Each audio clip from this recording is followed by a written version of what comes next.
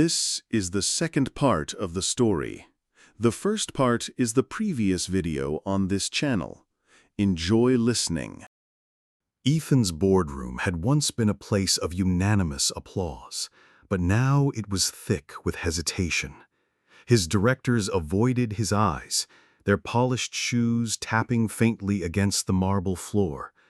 The National Business Weekly feature on Phoenix was still on the table, its glossy pages a silent rebuke to his authority. "They're a fad," Ethan insisted, stabbing the cover with his finger. "A clever story wrapped around prototypes. We've built an empire of contracts, patents, and capital. Phoenix can't scale. Our infrastructure dwarfs theirs." But deep down, Ethan felt a shift. Shareholders had begun sending cautious emails. Investors whispered about diversifying portfolios.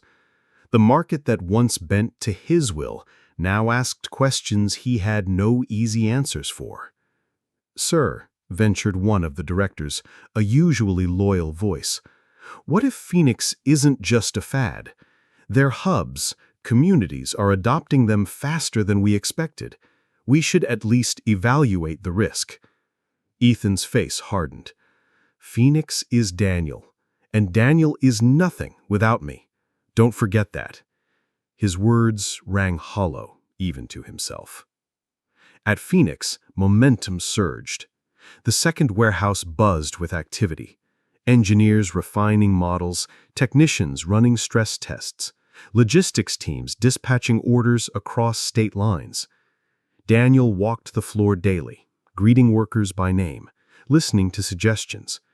The culture was growing organically, rooted in trust and shared vision, not fear.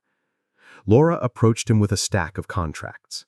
"Regional councils want to pilot full microgrid projects with us. This is bigger than one hub at a time." Daniel smiled, though weariness edged his expression. "Then we need strategy. Expansion is the dream, but overreaching could sink us. We'll move, but with precision. Phoenix rises on solid ground, not hype." Miguel chimed in from across the room, grinning. "I say we ride the wave while it's high. We've got the talent, the product, and now the spotlight. Let's not hesitate too long." Daniel considered the balance, caution and ambition. For the first time, the path ahead wasn't about survival. It was about scale, about claiming a seat at the table of industry leaders. As he glanced at the headlines pinned to the office corkboard, stories of clean energy, climate urgency, economic uncertainty, Daniel knew Phoenix had become more than a company. It was a beacon.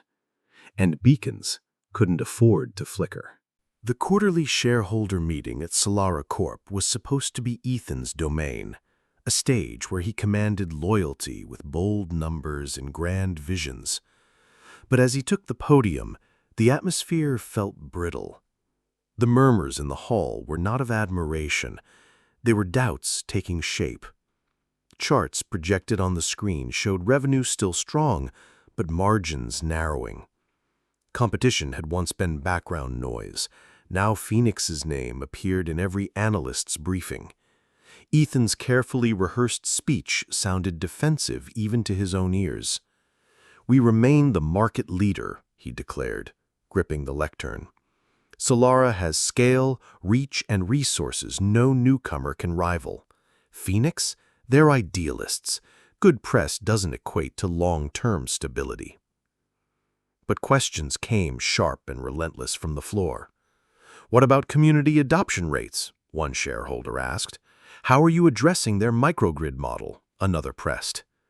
Ethan's answers were curt, tinged with frustration. He offered reassurances, but they landed flat. Meanwhile, at Phoenix headquarters, Daniel sat with Laura and Miguel reviewing fresh partnership proposals. Regional banks, civic organizations, and even private investors were courting them. Crises in the broader market had only amplified the need for resilient, localized energy solutions. Where Ethan saw chaos, Daniel saw opportunity. Laura tapped her pen against the contract draft. If we accept this, Phoenix won't just be supplying hubs, we'll be shaping energy policy in these regions. We'll have leverage. Miguel leaned forward, excitement flashing in his eyes. It's happening, man. They used to laugh at us, remember? Now they're lining up. This is the turning point. Daniel nodded slowly. Then we move carefully. Growth is power, but power mishandled can destroy. We've come too far to lose what makes us different. He thought of Ethan, not with anger, but with clarity.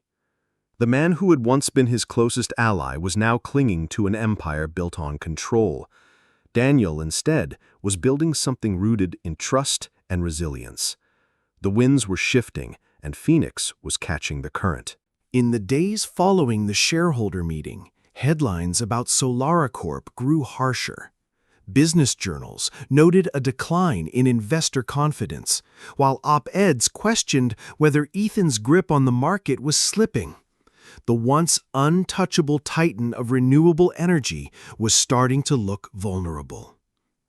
Inside Solara's glass tower headquarters, tension hung like a storm cloud. Department heads whispered in hallways, exchanging worried glances. Several key engineers had already resigned, their resumes now circulating in the same circles that Phoenix had quietly been hiring from. Ethan's attempts to rally his executives sounded less like strategy sessions and more like damage control. "We are not losing to Daniel," he snapped during a board meeting. "Phoenix is a fad. They will collapse under the weight of their own overreach. Solara has decades of infrastructure and billions in backing. Remember that." Yet even as he spoke, one director cleared his throat and pointed at a report. "Our community adoption rates have dropped another 5% in just one quarter. Investors are asking why Solara isn't adapting its model. If Phoenix's decentralized grids are drawing customers, we can't dismiss them as a fad." Ethan clenched his jaw, his composure cracking. He knew the truth. Daniel wasn't just competing. He was rewriting the rules of the game. At Phoenix, the atmosphere was the opposite. Daniel moved through bustling, open-concept offices where ideas were flying faster than memos. Teams collaborated on whiteboards, sketching out expansion plans and new microgrid integrations. The sense of momentum was electric. Laura placed a stack of signed agreements on Daniel's desk. 3 new municipalities confirmed. Each one wants Phoenix to oversee their regional networks. This isn't just growth anymore, it's transformation. Miguel added, grinning, and investors are begging to get in on it. Banks, private equity, even international funds. They're all watching us. Daniel studied the papers, feeling the weight of responsibility. Success wasn't just personal vindication, it was a chance to redefine the future. But he also knew what unchecked ambition had done to Ethan. That would not be Phoenix's fate. "Let's make sure every deal strengthens the foundation," he said quietly. "We are not just building a company, we're building something people can believe in." Beyond the glass windows of Phoenix headquarters, the city skyline shimmered with lights. Somewhere across town, Ethan was fighting to hold together the empire they had once dreamed up together. Their paths, once joined, were now diverging at full speed. And soon they would collide. The weeks that followed painted a tale of 2 companies moving in opposite directions. Solara's quarterly reports bled red ink, sparking analyst debates on whether Ethan had lost his edge. Pundits speculated about internal fractures, pointing to the sudden resignation of Solara's chief financial officer. The stock price wavered, each dip a reflection of investors quietly slipping away. Behind closed doors, Ethan grew restless. His once charismatic presence at meetings had curdled into impatience. "We are not failing," he insisted, pounding the polished boardroom table. "This is a temporary correction. Phoenix will overextend, and when they do, we'll be waiting to reclaim the market." But his words fell flat against the growing fear in the room. Even loyal directors avoided his gaze, unwilling to echo his bravado. Ethan could see it in their eyes. Doubt had seeped into the foundation of his empire. Meanwhile, Daniel's days blurred into a whirlwind of progress. Phoenix wasn't merely gaining clients, it was shaping policy. City councils invited him to testify, universities asked him to lecture, and journalists hailed Phoenix as the face of a new energy revolution. Laura's team expanded rapidly, onboarding talent from companies disillusioned with Solara's faltering vision. The office buzzed with optimism, yet Daniel remained cautious. One evening, as he walked the corridors after most had gone home, he stopped by a window overlooking the city. Miguel joined him, carrying 2 mugs of coffee. "You should smile more, Daniel. We're building something incredible here." Daniel accepted the cup with a faint grin. "We are, but I've seen what happens when ambition blinds you. Ethan started out with vision too." He paused, his eyes on the horizon. "The real test isn't getting here. It's what we do when the storm hits." Miguel tilted his head. "And you think a storm's coming?" Daniel nodded. "A crisis always comes. The question is whether we'll be ready when it does." By early spring, the financial rumblings had turned into tremors. Markets across the globe stuttered with each new headline: bank failures in Europe, oil shipments delayed by political unrest, and investors fleeing risk-heavy ventures. For the renewable sector, the mood shifted overnight from optimism to caution. Phoenix, leaner and more adaptable, had been built with resilience in mind. Daniel had insisted on diversified contracts, liquid reserves, and partnerships with municipalities less likely to back out in a panic. Even so, the whispers of crisis reached his boardroom. He called an emergency meeting with his senior team. "We won't be untouched," Daniel admitted, pacing before a whiteboard filled with numbers. "But we've prepared for volatility. Our mission doesn't change because the market stumbles. In fact, this is when our work matters most." Laura leaned forward, eyes steady. "If others fall, we can pick up what they drop, but it'll take nerves of steel." Daniel nodded. "Exactly. This is where Phoenix proves it isn't just another startup, it's a standard bearer." At Solara, the situation grew dire. Ethan's public face was one of forced confidence, but behind the scenes, panic ruled. Suppliers demanded cash up front, creditors whispered about restructuring, and his legal team quietly began drafting contingency plans. He refused to hear them out. "We have assets," Ethan barked during one tense meeting. "We hold patents, infrastructure. This company isn't going under because of a little turbulence." Yet his words felt increasingly hollow. His empire, built on aggressive expansion and over-leveraged bets, had no cushion. When the crisis swept through, it exposed every weakness he'd ignored. Daniel spent nights reviewing reports, the weight of leadership pressing heavily on his shoulders. But rather than dread, he felt a curious calm. He had survived betrayal, isolation, and starting over from nothing. This storm, though dangerous, was just another test. As he left the office one late evening, he paused again at the window. The city below flickered with lights, resilient despite uncertainty. He whispered to himself, a vow carried into the night: "We'll be ready." As the weeks unfolded, the crisis deepened. Each day brought new reports of bankruptcies, layoffs, and shuttered projects. The renewable sector, once hailed as the future, suddenly looked fragile to the outside world. But inside Phoenix, the team pressed on with methodical confidence. Daniel sat with his board, maps of municipal contracts spread across the table. "We focus on projects that are too essential to cut," he said firmly. "Schools, hospitals, public infrastructure. People can delay luxury, but not necessity. That's where we anchor." Laura added. And if competitors falter, we step in, not recklessly, but strategically. Their failures become our footholds. A quiet determination filled the room. Phoenix wasn't chasing growth blindly.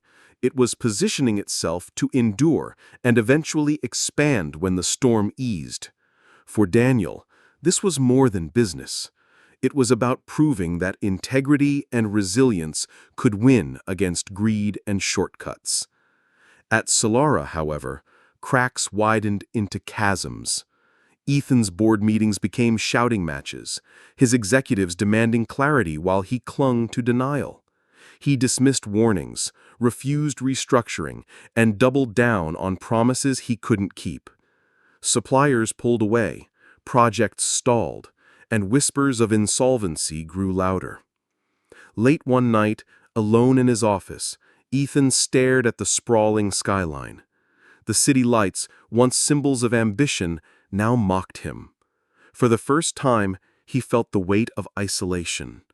The very friend who had built this vision beside him now stood on the other side, stronger than ever. Daniel, meanwhile, found moments of reflection amidst the chaos.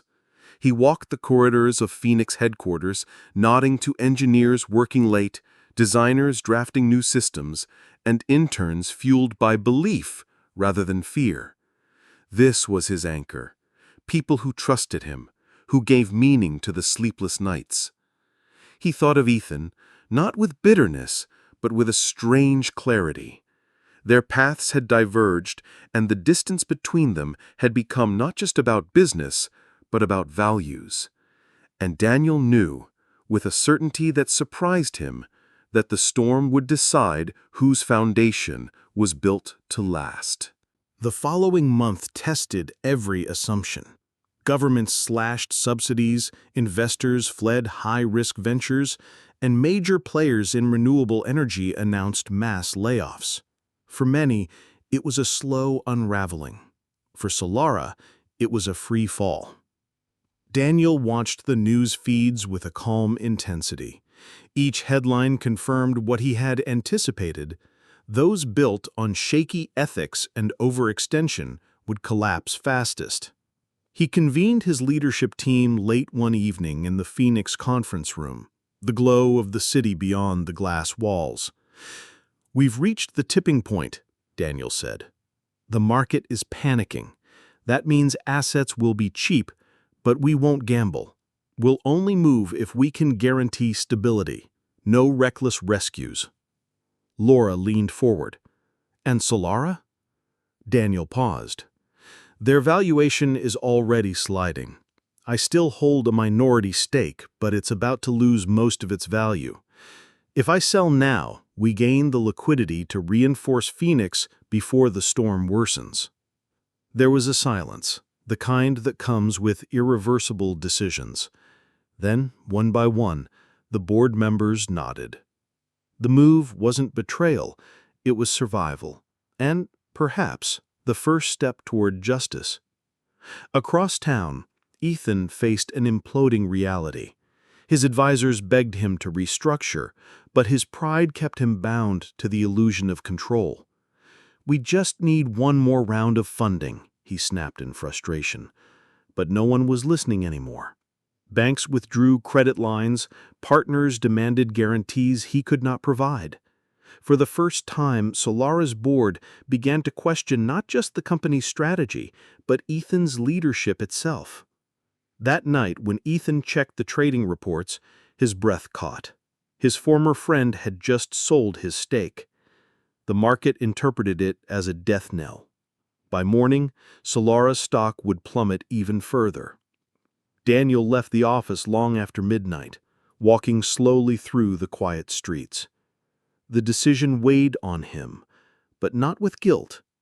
He had invested years of loyalty into Ethan, and Ethan had chosen betrayal. Now, the market itself had rendered judgment. Daniel's sale wasn't vengeance, it was preparation. As the wind tugged at his coat, he looked up at the skyscrapers around him. The crisis was burning away illusions, and only those with true resilience would rise from the ashes, and Daniel intended for Phoenix to be one of them. Morning came with headlines blaring Solara's collapse. News anchors spoke in urgent tones, analysts dissected every mistake, and employees walked out of Solara's headquarters clutching boxes of personal belongings. The fall was not gradual, it was spectacular, and the markets feasted on the carcass of what had once been a golden child of renewable energy. Ethan stood at his office window, the blinds half drawn, staring at the chaos below. The boardroom table behind him was empty, scattered with abandoned papers. Overnight, directors had resigned, investors had fled, and the once unshakable confidence in his leadership had evaporated. He pressed his hand to the glass, feeling the cold seep through. "This wasn't supposed to happen," he muttered. "We were untouchable." But the truth was unavoidable. His greed had seeded the downfall. Daniel's sale had not destroyed Solarma, but it had illuminated its fragility. Ethan's underhanded tactics, reckless expansions, and blind confidence had built a house of cards, and now, under the weight of crisis, it collapsed. At Phoenix Energy, the atmosphere was tense but purposeful. Daniel addressed his team again, this time not with warnings, but with resolve. "This is where discipline counts. We're not here to dance on Solara's grave. We're here to prove that integrity can outlast manipulation." His words resonated. Phoenix wasn't immune to the turbulence, but it had stability, clarity of vision, and most of all, trust within its walls. Every person in the room understood the stakes. Survival in this storm would define the industry for decades. Laura approached Daniel afterward. "He must know you were the one who sold," she said quietly. Daniel nodded. "He knows, but this isn't about him anymore. It's about us." Late that evening, Ethan made a desperate call to an old contact, a private equity broker. "Tell me there's someone out there willing to invest. Tell me Solara still has a chance." The silence on the other end stretched uncomfortably long before the broker finally replied, "Not unless you find a miracle." Ethan closed his eyes, a hollow laugh escaping him. He had once thought Daniel would always be his safety net. Now, the net was gone, and all that remained was the freefall. The Global Summit on Sustainable Energy was unlike any event the industry had ever seen. Held in a sprawling glass-domed convention center, it gathered leaders, innovators, and desperate executives from companies teetering on the brink. The crisis had not spared anyone. Titans of the past now queued alongside startups, all vying for the shrinking pool of investors.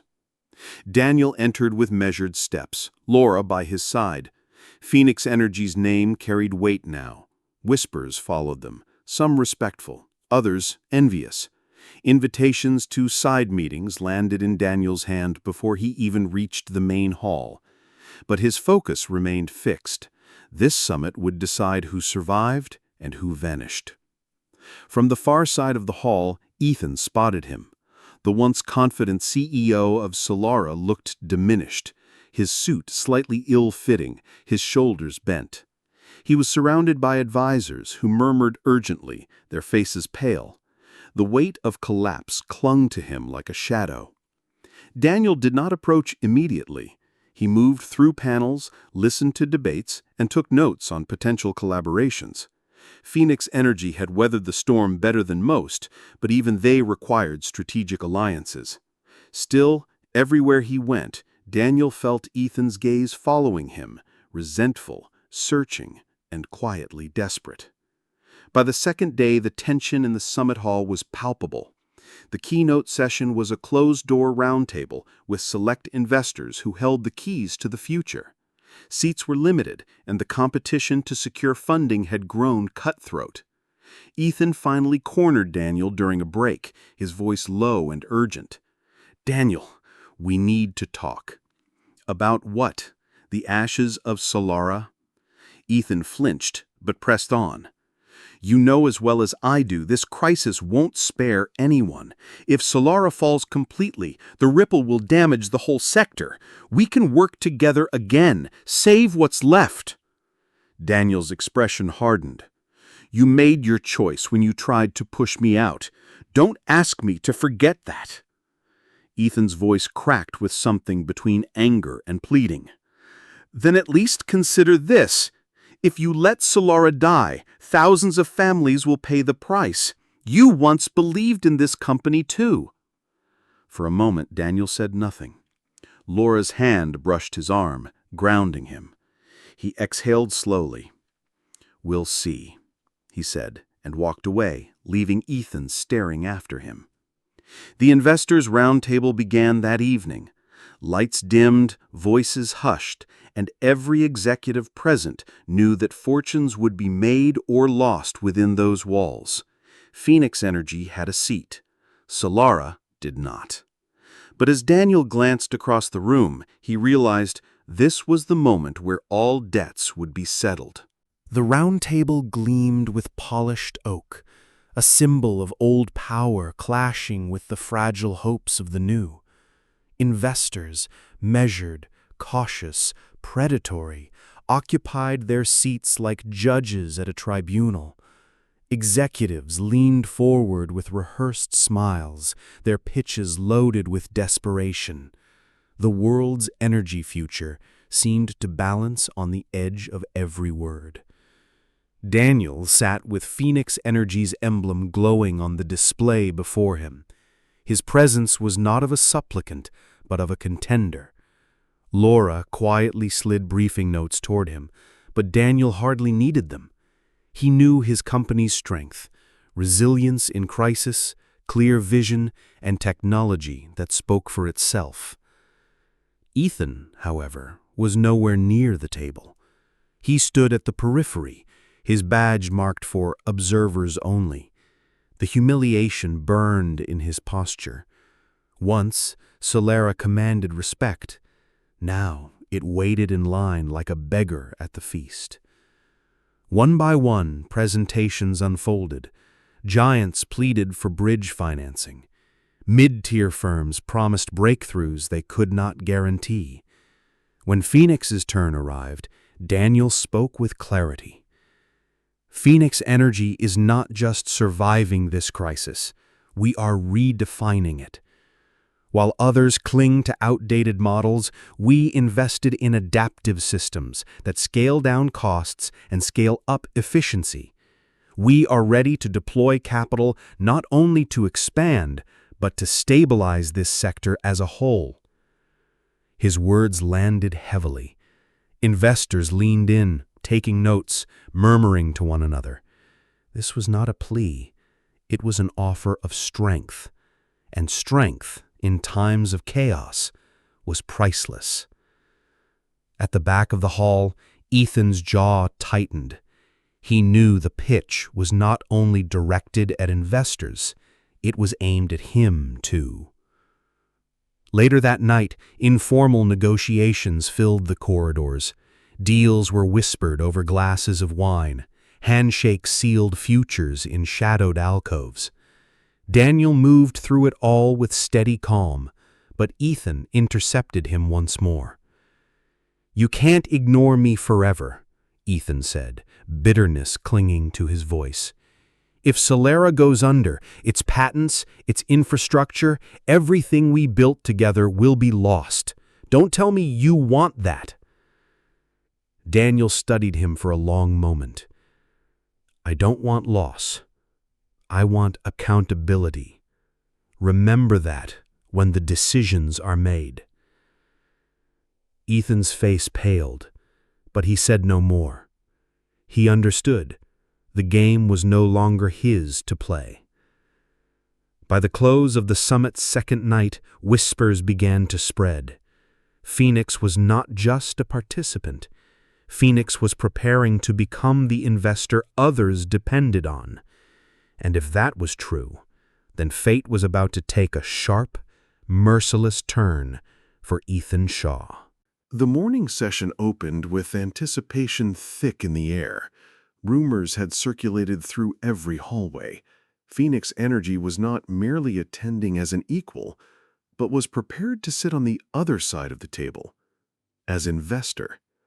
The news had unsettled competitors and ignited the desperation of those barely holding on. The moderator's voice echoed through the conference hall. We now invite Phoenix Energy to present their role moving forward.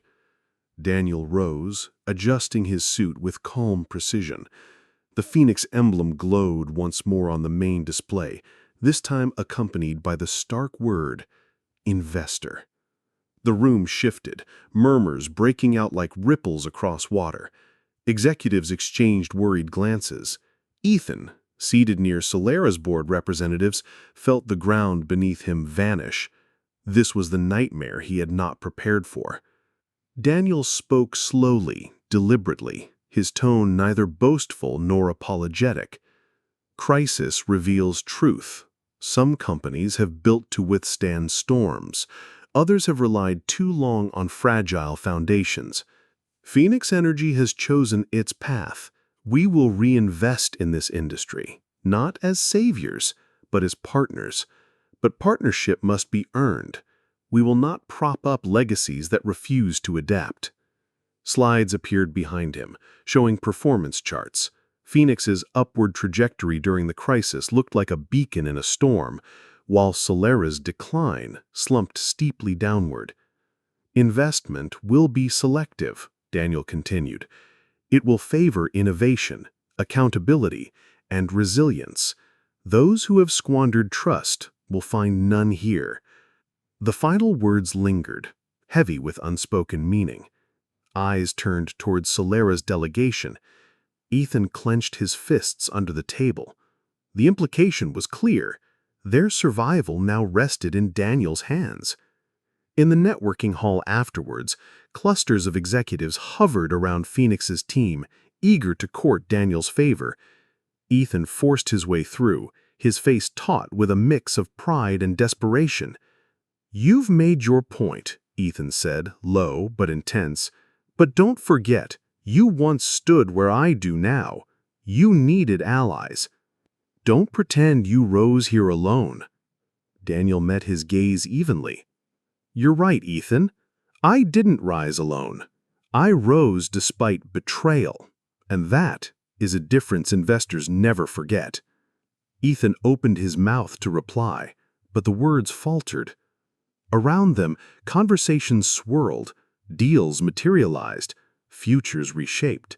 For Solera, time was slipping away. By evening, the summit's whispering corridors carried only one certainty. Phoenix Energy was in command. And soon, those who had once dismissed Daniel as expendable would discover what it meant when the tables were truly turned. The following day of the summit opened with tension so sharp it seemed to cut through the air. Delegates filed into the chamber where the most crucial session of the week would take place. Private negotiations between investors and companies on the brink. Each chair carried the weight of hope or doom. Phoenix Energy's delegation was positioned at the center, a deliberate choice by the organizers who recognized Daniel's newfound influence. Across from him sat Ethan and Solera's board, their expressions a mix of exhaustion and concealed panic. For Solera, this meeting was not about strategy, it was survival. The moderator spoke briefly before withdrawing, leaving the two groups alone.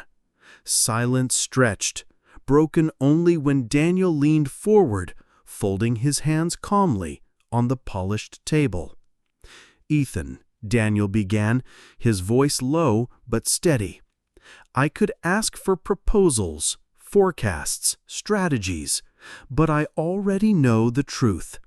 Solera doesn't need plans, it needs rescue, and rescue comes at a price." Ethan stiffened. We don't need rescue. We need fair partnership. Daniel raised an eyebrow. Partnership? You mean the kind where trust is honored and commitments are mutual? Or the kind that ambition poisons loyalty? The word struck deeper than Ethan expected. For a moment, he had no reply. Daniel gestured, and his team slid forward prepared documents.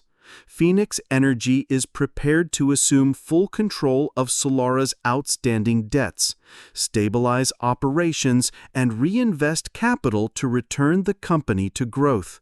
In exchange, Phoenix will acquire full ownership. Gasps rippled even among Solara's board. Ethan's jaw tightened. That's extortion. No, Daniel said evenly. That's survival. Without it, Solara won't last another quarter. Investors have already turned away. The market has spoken.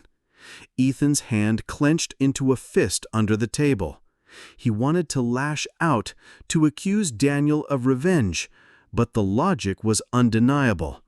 Daniel had the leverage, the resources, and the momentum. Solara had only desperation. You'll strip everything I've built, Ethan muttered. Daniel leaned closer, his tone sharp but not cruel. No, I'll rebuild what you've broken. The difference is, this time, it won't be yours. The room fell silent. Solara's board exchanged uneasy glances. They were businessmen, not warriors, and they knew a losing hand when they saw one. Ethan realized that the walls he had erected through betrayal were now closing in, and Daniel held the only key to escape. Outside the negotiation chamber, word spread quickly. Phoenix Energy had made its decisive move. By the summit's end, the fate of Solara would be sealed. The hours that followed stretched like taut wire. Solara's board requested a recess, but everyone knew it was a formality. They gathered in a side chamber, speaking in hurried, fractured voices. Ethan stood apart, his jaw rigid, his hands braced against the back of a chair. For the first time since founding the company, he felt utterly powerless. "You heard them," one of the directors whispered. "Without Phoenix, we're finished. Payroll, suppliers, creditors, everything collapses within weeks." Another shook his head bitterly. "We can't just hand over everything. There must be another option." But there wasn't. They all knew it. Ethan closed his eyes, memories flooding back. The nights he and Daniel had worked side by side, drawing blueprints for clean energy grids on napkins, swearing that nothing would come between them. He had wanted more, always more, and in chasing it, he had undermined the very foundation of that partnership. Now the reckoning stood before him. When they returned to the chamber, the mood was resigned. Papers were slid across the table. Daniel's legal counsel outlined the structure: immediate assumption of debts, injection of capital, transfer of full ownership. For Ethan, it felt like watching the walls of his empire collapse in slow motion. At last, the moderator re-entered, ensuring protocol was followed. "Gentlemen, is there agreement?" Ethan's throat tightened. He wanted to scream, to reject, to accuse, but the eyes of his board told him the truth. They had no choice. With a heavy breath, he forced the word out. "Yes." Pens scratched against paper. Contracts were signed. The sound echoed like the final nails sealing a coffin. By the time the last signature was placed, Solara, his dream, his betrayal, his burden, was no longer his. Daniel closed the folder calmly, his expression controlled but not triumphant. He did not look at Ethan as a victor looks at the defeated. Instead, there was something quieter in his eyes, a weary recognition of what had been lost long before this moment. "Then it's done," Daniel said simply. Around them, the summit buzzed with speculation. Word would spread that Solara had been absorbed, Phoenix had expanded, and the balance of power in the clean energy sector had shifted decisively. Yet for the two men at the center, the transaction carried a weight far heavier than business. By evening, as delegates departed the chamber, Ethan remained behind. His board left him in silence. Daniel lingered at the door, studying the man who had once been his closest friend. "We'll speak later," Daniel said quietly. "There are terms beyond the papers that only you and I can settle." Ethan lifted his gaze, eyes burning with resentment, and something else, shame. The summit chamber had emptied, but the echo of signatures still lingered. Ethan sat slumped in his chair, the weight of the decision pressing down on him like an anchor. Around him, the once proud banners of Solara seemed faded, as if they too had surrendered. Daniel crossed the room slowly, his footsteps deliberate, neither hurried nor hesitant. When he reached the table, he set down the folder of contracts and rested his hand on it for a moment, steadying himself before speaking. "You think this is about revenge," Daniel said softly. "It isn't." Ethan's head lifted sharply. "You stripped me of everything I built. Don't tell me it isn't revenge." Daniel studied him, the lines of exhaustion visible beneath his composed exterior. "I didn't strip you of it. You gave it away long ago, piece by piece, to ambition, to shortcuts, to greed." His voice carried no venom, only a somber truth. Today was just the final transaction. The words struck Ethan harder than any accusation. He wanted to fight, to defend, but all that came out was a hollow whisper. "And now what? You own everything. You've won." Daniel pulled out a chair across from him and sat, his gaze unwavering. "This isn't about winning. I don't want an enemy. I never did. I want you to see that the world we dreamed of building, it's still possible. But it will take both of us, not as rivals tearing each other down, but as men who once believed in the same vision." Ethan let out a sharp, bitter laugh. "As what? My employee, after all this?" A flicker of something passed over Daniel's face. Sorrow, tempered with resolve. "Yes, as my employee. But more than that, someone I can still trust. You know this work better than anyone. I would rather have you beside me than buried under the weight of your own mistakes." Silence stretched between them. The walls of pride around Ethan trembled, but did not yet collapse. He searched Daniel's expression for mockery, for triumph, but found none, only sincerity and an invitation wrapped in forgiveness. For the first time, Ethan felt the sharp sting of his own choices, not as consequences forced upon him, but as wounds self-inflicted. He dropped his gaze, hands tightening into fists on the table. "Why?" he asked hoarsely. "After everything I did to you?" Daniel's answer was simple, steady. "Because I'd rather rebuild what's left of our friendship than bury it forever. We can't go back, but we can move forward, and I'm willing to carry you with me if you'll let me." The air between them shifted, heavy with the unspoken truth. Their bond would never be what it once was. Yet in this fragile offering lay the first step towards something new, something not of equals, but of survival, respect, and perhaps, in time, a quieter kind of trust. The following morning, the summit's aftermath rippled through the industry like an earthquake.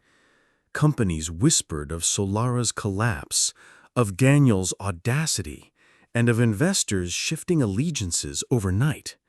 For many, it was the end of an era. For Daniel, it was only the beginning of a new one. Inside the headquarters of Phoenix Dynamics, the atmosphere buzzed with restrained anticipation. Employees had heard the news, rumors swirling through every corridor, that their company had acquired its old rival. Now, eyes turned to Daniel, to see what form this new order would take. Ethan arrived quietly, dressed not in the sharp armor of a CEO, but in a modest suit that seemed foreign on him. There was no entourage, no flash of dominance, only a man stepping into a building he once sought to destroy, carrying the invisible weight of defeat. Daniel met him at the entrance personally. There were no cameras, no staged handshakes, just the two of them, standing on the threshold of a future neither could have predicted. For a moment, Ethan seemed ready to turn away, but Daniel's calm nod steadied him. "Come in," he said simply. "You'll find your place here." The day unfolded with introductions, hushed glances, and the subtle shifting of dynamics as old rivalries were forced into silence by necessity. Ethan was given an office, not large, not commanding, but functional. It overlooked the city skyline, a reminder of the ambition that had once consumed him. As he unpacked the few files he had brought, he felt the sting of demotion keenly. Yet, beneath the humiliation, there stirred a faint, unfamiliar sensation: relief. For the first time in years, the crushing pressure of being at the top was gone. He no longer had to defend every decision with bravado. He no longer had to pretend he was invincible. Later that afternoon, Daniel entered without knocking. Ethan tensed, bracing for another lecture. But instead, Daniel placed a stack of project files on the desk. "These are initiatives we've been pushing forward," Daniel explained. "Sustainable grids, scalable storage, microreactors for developing regions. I want you to take the lead on evaluating their feasibility." Ethan blinked, caught off guard. "You're giving me responsibility?" "I told you," Daniel said, meeting his gaze steadily, "I don't want to bury your talent. I want to redirect it. You've always had vision, Ethan. You just need to ground it in discipline. This is your chance." For a long moment, Ethan said nothing. His pride warred with gratitude, his shame with curiosity. Finally, he nodded slowly. "I'll do it. I won't let you down." Daniel studied him, and though his expression revealed little, a small flicker of satisfaction crossed his features. "Good. Then let's begin." The door closed, leaving Ethan alone with the files. He ran a hand over the cover sheet, and for the first time in years, the fire that once drove him stirred again, tempered now, but not extinguished. The old world of rivalry was gone. In its place stood something uncharted, a fragile alliance forged not from friendship restored, but from necessity, forgiveness, and the promise of building something greater than either could achieve alone. Thank you for listening to the story. This channel publishes our own stories in full. I will be glad to see your comments under the video. Right where you are watching us from, I will be very interested to watch. And subscribe to the channel, my dear friends. See you soon.